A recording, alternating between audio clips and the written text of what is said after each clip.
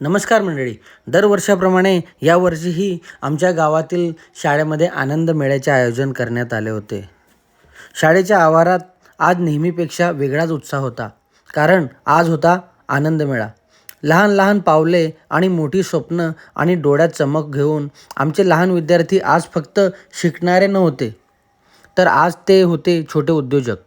कोणी वडापावचा स्टॉल लावला होता, कोणी पाणीपुरीचा स्टॉल लावला होता, कोणी भजी, पोहे, कोणी भेळ, तर इतर घरगुती पदार्थ घेऊन ते मुलं आले होते. प्रत्येक स्टॉलवर नावांची रंगीत पाटी होती, हसऱ्या चेहऱ्यांनी केलेली सजावट आणि "या ना काका, आमच्याकडे या" असा निरागस आवाज.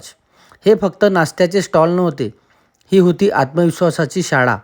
कोणी हिशोब मांडत होते, कोणी ग्राहकांशी बोलायचं शिकवत होते, तर कोणी "धन्यवाद" आणि "पुन्हा या" हे शब्द मनापासून बोलत होते. लहान हातांनी बनवलेला नाश्ता आणि त्यामागे लपलेली मोठी स्वप्न. प्रत्येक घासात होती आईची शिकवण, वडिलांचे मार्गदर्शन आणि शिक्षकांची प्रेरणा. आज या मुलांनी शिकवलं की शिक्षण म्हणजे फक्त पुस्तकच नाही, तर अनुभवातून शिकणारी जीवनाची शाळा होती. आनंद मेळ्याच्या या दिवसात हशा होता, गडबड होती आणि सर्वात महत्त्वाचं म्हणजे स्वतःवरचा विश्वास होता.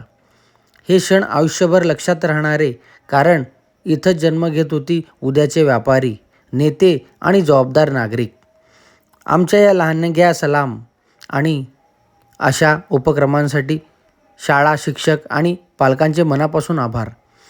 आनंद मेळ्याच्या उपक्रमांसाठी शाळा, शिक्षक आणि पालकांचे मनापासून आभार. आनंद मेळा, जिथे शिकणं झालं मजेशीर आणि स्वप्नांना मिळाली नवी आशा.